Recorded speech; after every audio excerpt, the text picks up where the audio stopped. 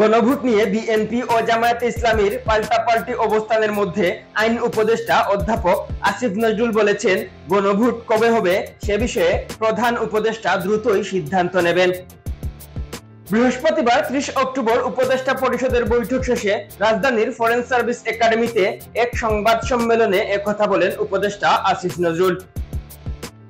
গণভোট কবে হবে তা নিয়ে রাজনৈতিক দলগুলোর মধ্যে বিরোধ তীব্রতম পর্যায়ে পৌঁছে গেছে বলে মন্তব্য করেন আইন উপদেষ্টা। তিনি বলেন, সিদ্ধান্ত নেবেন প্রধান উপদেষ্টা। প্রধান উপদেষ্টার নেতৃত্বে আমরা থাকব। আমরা সহায়তার জন্য প্রস্তুত।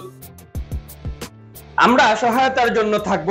সিদ্ধান্ত এটা কোনো পার্টিকুলার কেউ নেবেন না, এটা আপনারা নিশ্চিত থাকেন। এই সিদ্ধান্ত প্রধান উপদেষ্টাই নেবেন। দ্রুতই সিদ্ধান্ত নেওয়া হবে। জাতীয় ঐক্যমত্য কমিশন গত মঙ্গলবার প্রধান উপদেষ্টার কাছে জুলাই সনদ বাস্তবায়নের উপায় সংক্রান্ত সুপারিশ জমা দিয়েছে। তাতে জুলাই সনদ বাস্তবায়নের জন্য গণভোটের আয়োজনের সুপারিশ করা হয়েছে। জাতীয় নির্বাচনের আগে বা নির্বাচনের দিন গণভোট করার কথা বলা হয়েছে সেখানে। তবে জামায়াতে ইসলামী দাবি করেছে, জাতীয় নির্বাচনের আগে গণভোট করে জুলাই সনদকে আইনি ভিত্তি দিতে হবে এবং তার আলোকে জাতীয় নির্বাচন করতে হবে। অপরদিকে বিএনপি বলেছে, নির্বাচনের দিনই গণভোট হবে, এর বাইরে আলোচনার কোনো সুযোগ নেই।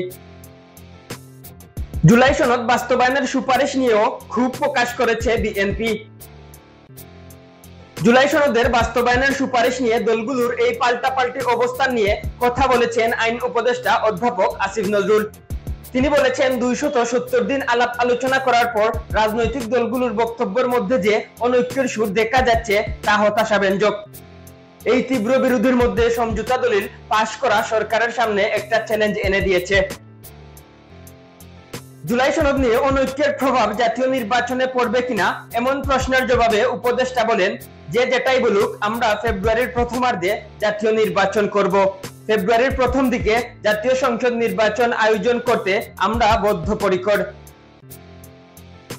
নির্বাচিত সংসদের সংস্কার করার কোনো দায় দায়িত্ব থাকবে না। সব অন্তর্বর্তী সরকারকে করে যেতে হবে এমন কোনো বেদবাক্য নয়।